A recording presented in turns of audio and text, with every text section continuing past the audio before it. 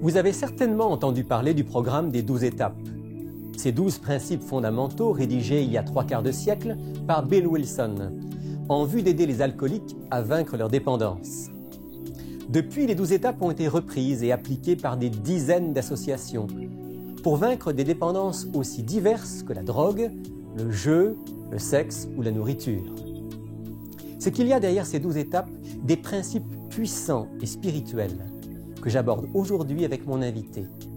Bienvenue dans l'émission Il est écrit.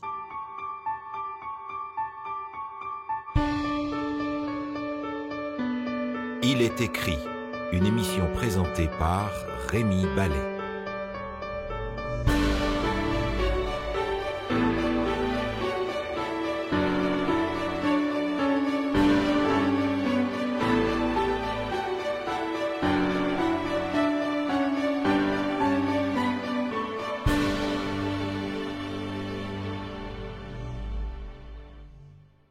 C'est avec un grand plaisir que j'accueille aujourd'hui quelqu'un qui est à la fois un ami et déjà un habitué de l'émission Il est écrit, un jeune pasteur dynamique. Je veux parler de Patrick Dupuis. Bonjour Patrick. Bonjour Rémi. Alors Patrick, aujourd'hui tu viens partager avec nous ta conviction que le programme des 12 étapes est un bon programme qui nous intéresse tous, qui peut tous nous concerner. Dis-nous un petit peu ce qui t'a un jour, toi, amené à t'intéresser à ce programme des 12 étapes.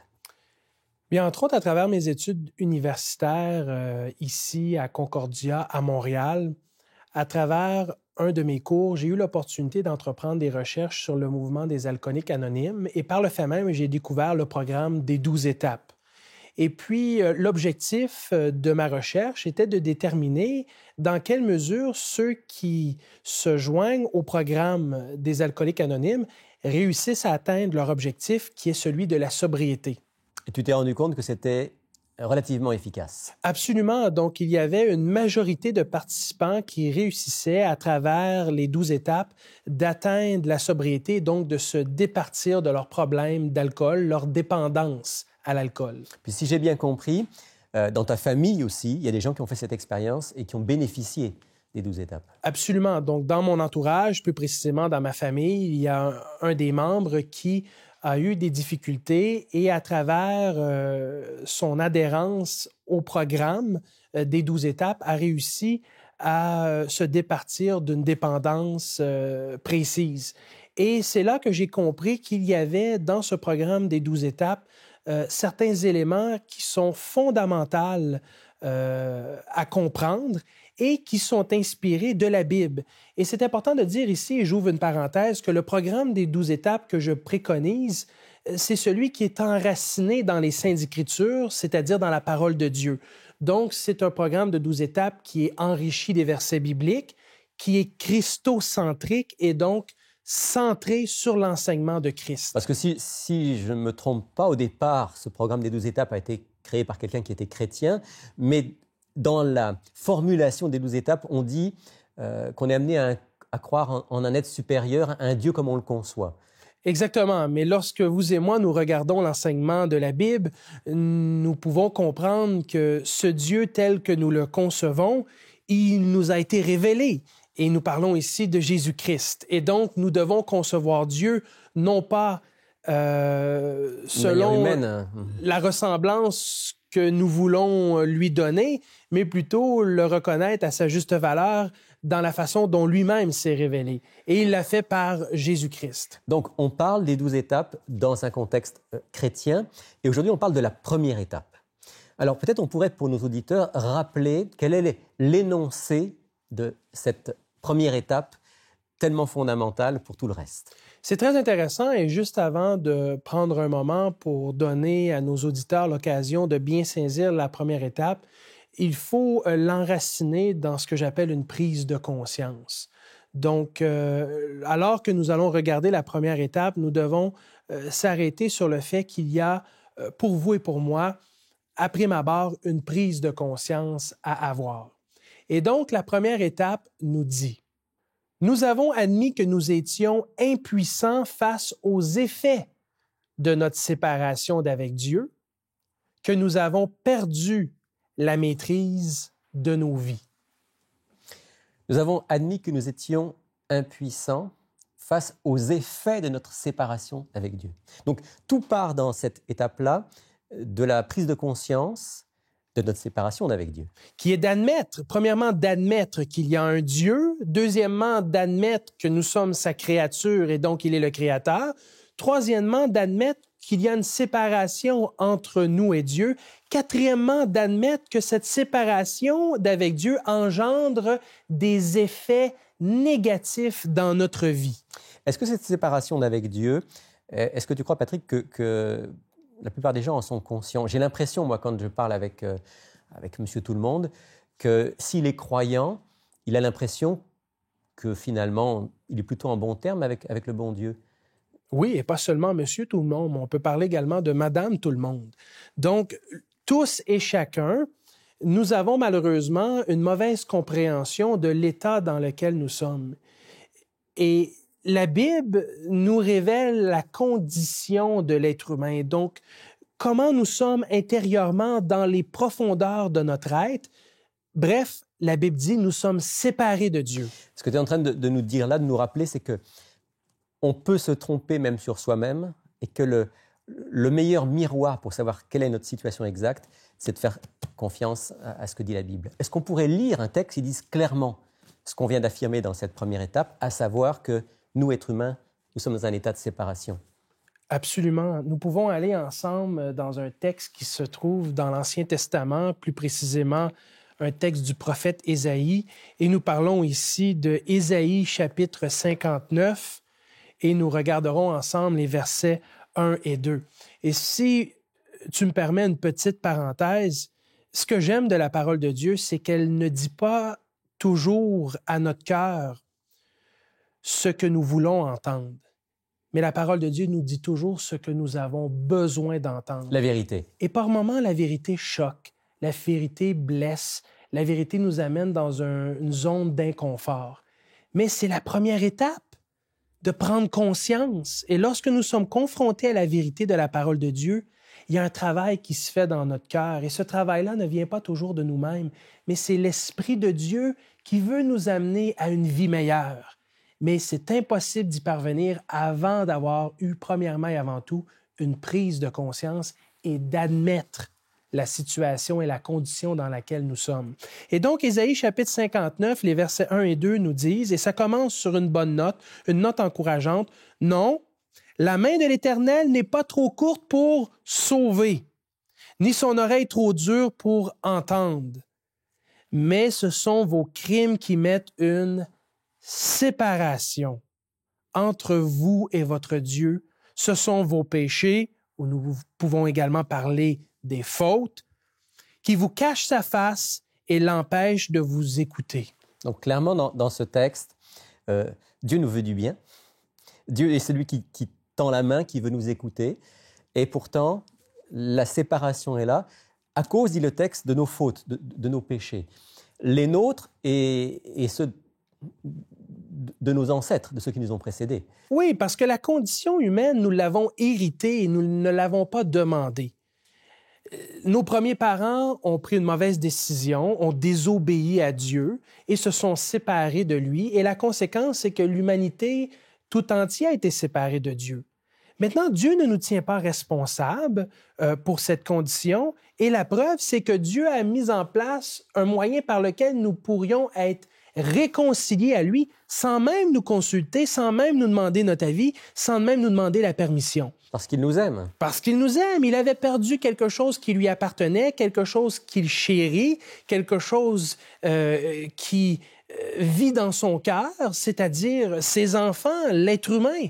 Et donc, Dieu est venu nous réconcilier avec lui-même par Jésus-Christ. Il nous tend la main, mais il faut au préalable que j'ai pris conscience que j'ai besoin de cette main tendue, qu'il y a vraiment eu une coupure et que c'est seulement quand j'en prends conscience que le changement devient possible. Absolument. Impossible de se réconcilier avec Dieu si, premièrement, on n'est pas conscient qu'on est séparé de lui. Et le nerf de la guerre, il est là. C'est cette réalisation dont nous avons de besoin, parce qu'il n'est pas question ici seulement de dépendance à la drogue, à l'alcool, au tabac, au jeu, à la pornographie. On ne parle pas juste de cela. On parle également de la condition de l'être humain. Et des fois, on voit dans l'actualité des faits très intéressants, un groupe de personnes ou quelqu'un qui a fait quelque chose de grandiose. Et là, le journaliste ou le chroniqueur va dire « J'ai encore espoir en l'humanité ». Ben, en fait, la vérité, c'est que d'un point de vue biblique, l'humanité est déchue et elle est désespérée. Elle peut réaliser des grandes choses, des prouesses au niveau athlétique, au niveau scientifique, au niveau technologique. Mais le diagnostic de la Bible, c'est de dire que quand on parle du cœur, c'est-à-dire de ce qui est au plus profond, malheureusement, là, il y a quelque chose de tordu, de vicié, de malade. Oui, que seulement Dieu peut arranger, que seulement Dieu peut guérir. Et seulement Dieu a le remède pour ce problème parce qu'il est le Créateur et nous sommes la créature. Il nous connaît mieux que nous-mêmes. Et donc, l'être humain est capable, de sa propre volonté, en quelque sorte, de réussir un certain nombre de changements dans sa vie pour améliorer sa condition. On peut perdre quelques kilos, on peut arrêter de fumer, on peut réaliser des choses comme ça, mais pas aller en profondeur jusqu'au plus profond de notre caractère, de notre cœur. Exactement, parce qu'il y a certaines mauvaises habitudes que nous avons qui sont un peu symptomatiques. Ce sont les symptômes apparents et extérieurs d'un problème qui est beaucoup plus profond. Et vous et moi, et je dirais que l'ensemble de l'humanité, nous vivons dans un certain dysfonctionnement. Nos familles sont imparfaites, nos parents sont imparfaits, on a grandi avec du bagage, les écoles qu'on a fréquentées n'étaient pas parfaites, et puis on arrive à l'âge adulte et il y a un dysfonctionnement qui s'installe à l'interne à différents niveaux.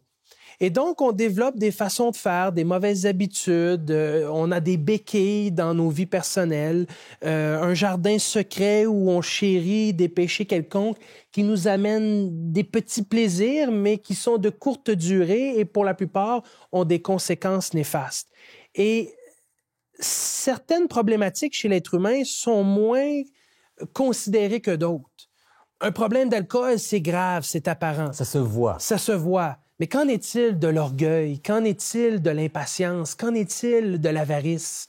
Qu'en est-il de l'abus de pouvoir? Ce sont des choses qui nous habitent profondément et qui sont très difficiles à changer par nous-mêmes. Et seul Dieu est capable d'apporter cette transformation qui peut être constante, durable dans le temps et qui est accompagnée d'un sentiment de satisfaction, de bien-être, de bonheur et de joie. Alors, je pense que tu dis quelque chose d'important, là, Patrick, c'est que le but de notre Créateur n'est pas simplement qu'on puisse s'améliorer et changer, bien sûr, ça fait partie de son plan, mais c'est vraiment de remplir ce vide profond qui est au cœur de l'être humain et de lui donner cette, comme tu disais, cette paix, cette sérénité. Et ça, l'être humain ne peut pas le réaliser de lui-même. Oui, je vais te donner un exemple assez précis. On pourrait parler de quelqu'un qui a été abusé, soit physiquement ou sexuellement, dans son enfance. Cette personne choisit de prendre sa vie en main et d'aller en thérapie, d'aller voir un professionnel de la santé et de faire tout le travail pour aller régler les blessures et les traumatismes qui se sont installés dans sa vie et qui ont amené des façons de faire, des comportements qui ont besoin d'être changés. Il y a tout un beau travail qui va se faire. Au niveau psychologique. Oui, il y a un travail important et essentiel qui va se faire. Mais il y a quelque chose que la thérapie ne pourra jamais faire. La thérapie ne pourra jamais remplacer Dieu. Redonner à l'être humain cette confiance, cette assurance dont il a besoin. Absolument, parce que le but de Dieu, c'est d'être un avec nous. Le but de Dieu, c'est de nous habiter. Or, il n'y a rien dans ce monde qui peut prendre la place de Dieu à l'intérieur de nous. On est comme un vase vide et ce vase a été créé pour contenir la présence même de Dieu. Alors, on peut mettre ce qu'on veut dans ce vase-là, mais l'utilisation va être impropre parce que ce vase-là a été conçu seulement pour contenir la présence de son Créateur. Et ça, c'est quelque chose que nos auditeurs, et même toi et moi, on doit réaliser profondément à l'intérieur de nous que toutes ces autres choses sont quand même bonnes et louables, les thérapies, aller fréquenter les professionnels de la santé, s'informer sur les moyens de changer de comportement et d'apporter des améliorations dans nos vies, mais tout ça a ses limites. Et la limite rencontre Dieu. Il y a des choses que seul Dieu peut faire dans ta vie et dans la mienne. Patrick, je sais que quand tu dis cela, tu parles aussi d'expérience, puisque tu as aussi vécu des choses profondes, des transformations profondes liées à ta rencontre avec Dieu. Puisqu'on est dans l'émission, il est écrit, est-ce qu'on pourrait lire au moins 2 textes?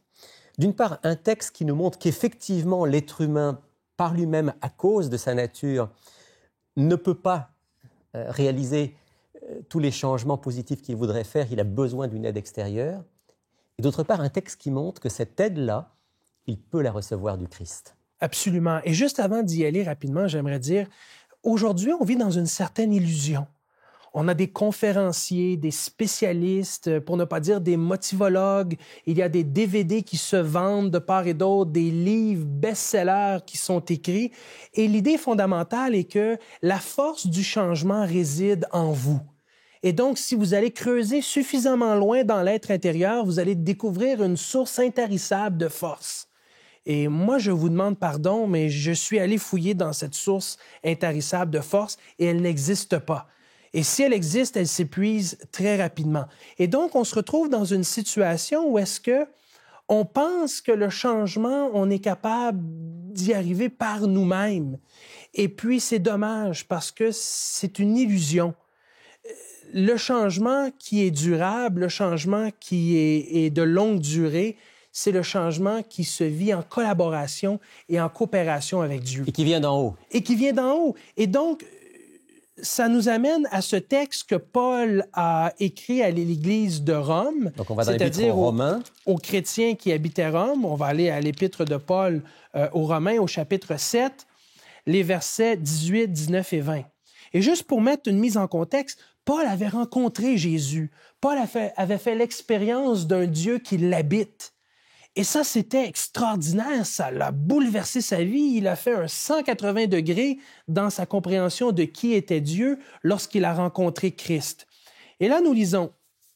Et il s'adresse autant aux chrétiens de Rome qu'à vous et à moi. À tout être humain. Et nos auditeurs qui nous écoutent.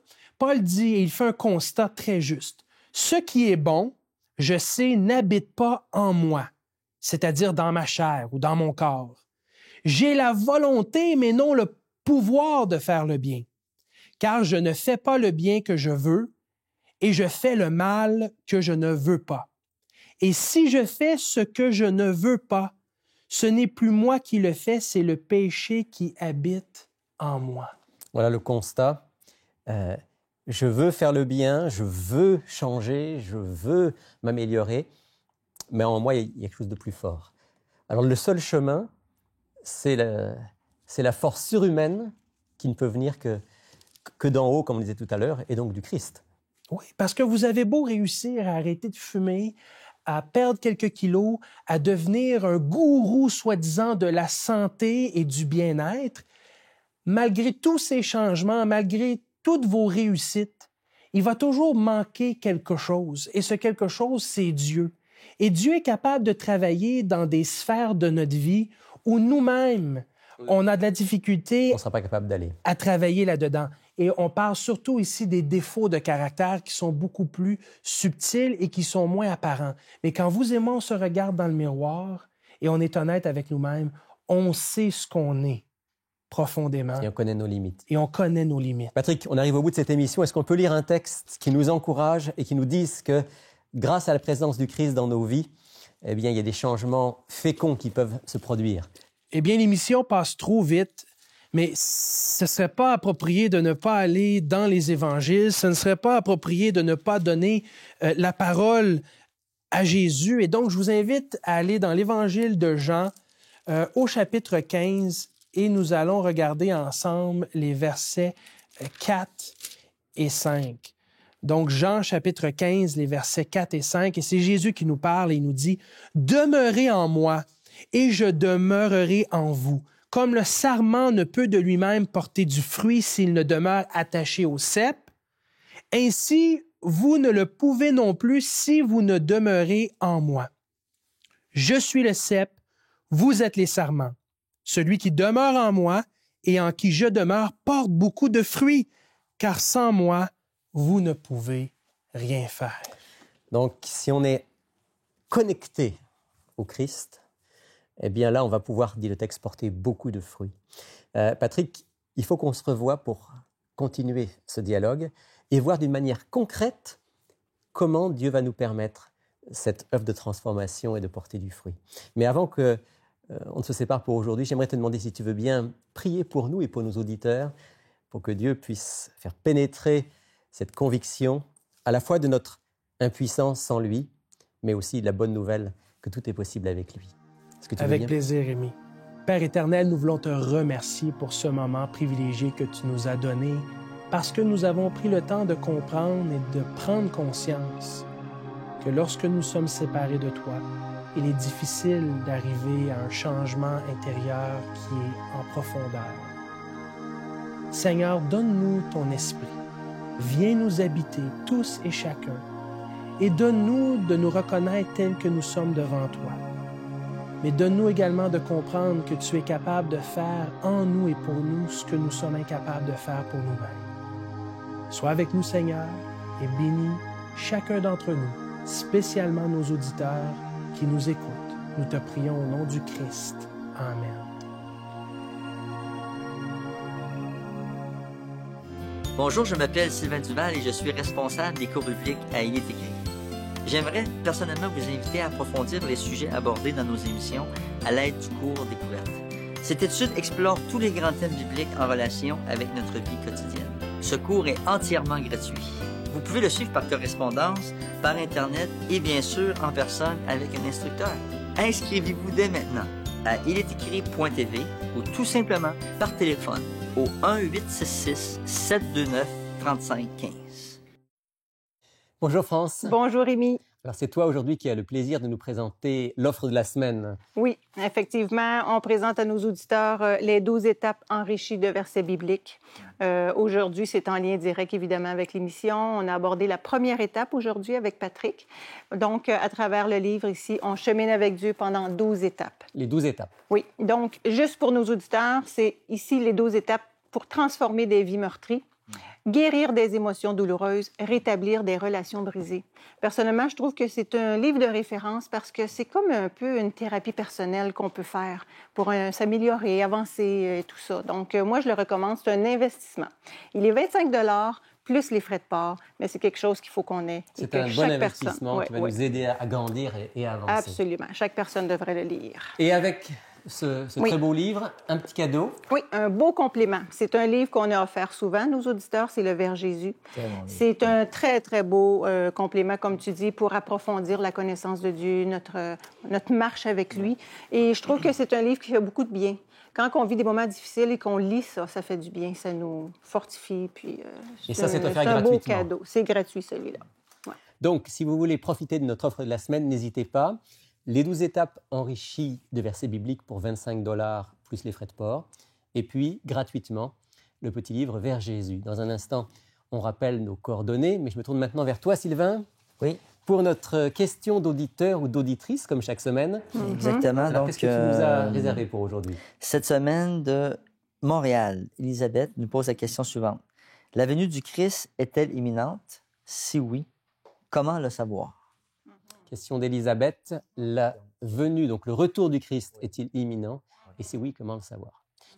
C'est une question très large. Il faudrait une émission entière, ou plusieurs émissions pour y répondre. Et encore, on ne pourrait pas y répondre complètement parce qu'il y a une partie qui nous échappe là-dedans. Oui.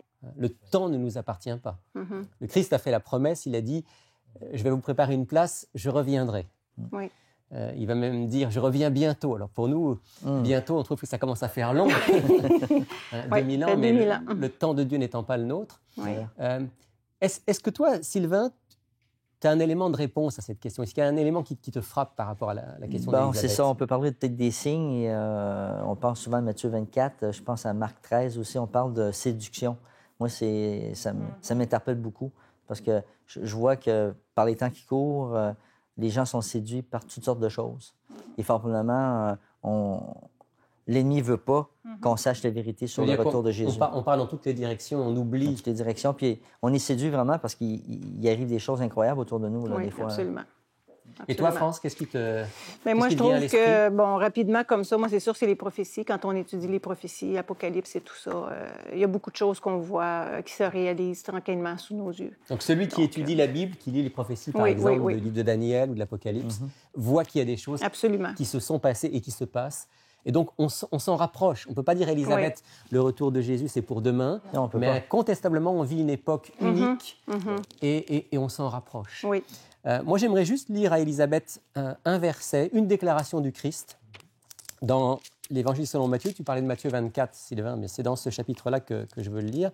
Matthieu chapitre 24, verset 44, où le Christ dit ceci. « C'est pourquoi vous aussi, tenez-vous prêts, car le Fils de l'homme viendra à l'heure où vous n'y penserez pas. » Autrement dit, quels que soient tous les éléments qu'on peut donner, il va rester une part qui nous échappe. Le temps ne nous appartient pas, mais Jésus nous prévient, je vais venir à un moment où vous n'y penserez pas, alors soyez prêts, veillez, de sorte que vous puissiez être debout quand je reviendrai. Même si on l'attend, on va être surpris. On va être surpris quoi qu'il arrive. Et ça va être rapide. Et ça va être quelque chose qui va nous surprendre. Oui, il faut se préparer, c'est ce que ça veut dire. Dès maintenant, il faut être prêt. Oui, absolument. Dès aujourd'hui. Merci à Élisabeth pour cette question. Et voici maintenant, pour vous qui nous écoutez, le moyen d'obtenir l'offre du jour. Pour commander l'offre du jour, n'oubliez pas de nous donner le titre de l'offre ainsi que vos coordonnées. Pour effectuer votre commande, écrivez-nous à Il est écrit, casier postal 99, succursale Rosemont, Montréal, Québec, H1X3B6. Vous pouvez également passer votre commande sur le web à ilestécrit.tv ou par téléphone au 514-729-3515 dans la région de Montréal et sans frais au 1-866-729-3515 pour l'extérieur de Montréal. En terminant cette émission, on voudrait répondre à une question qui nous est souvent posée par nos auditeurs, à savoir ce que nous faisons des requêtes de prière que vous nous faites parvenir. Alors Sylvain, quand on reçoit une requête de prière d'un auditeur, comment est-ce qu'on la traite? Bon, une chose importante, c'est qu'on prend vraiment le temps de recevoir toutes ces requêtes-là. On lit les requêtes, soit par courriel, par téléphone, même en personne des fois. Mais ce que je veux partager avec nos auditeurs aujourd'hui, c'est qu'on a des temps forts pour prier. Donc le mercredi, le samedi et le dimanche, on a même une chaîne de prière à travers le Québec qui nous permet d'intercéder puis de chier. Chaque mercredi, en tout cas, notre équipe, ici, Il est écrit, se retrouve, prend les requêtes de prière aussi dans la semaine et on les présente à notre Père Céleste. Et on intercède vraiment pour les auditeurs. Même, je dirais, dans le cadre de l'émission qu'on a eue, Je suis faible, ça invite les gens, quelque part, à présenter leur requête. Et ça peut être différentes dépendances qui peuvent exister. Les gens nous appellent, puis partagent avec nous leurs besoins. Je suis étonné des fois de voir les besoins qui sont partagés avec nous. Alors, si vous avez un besoin particulier, si vous voulez que l'on puisse prier avec vous, n'hésitez pas. Prenez contact, ce sera pour nous un plaisir et un honneur que de présenter vos requêtes.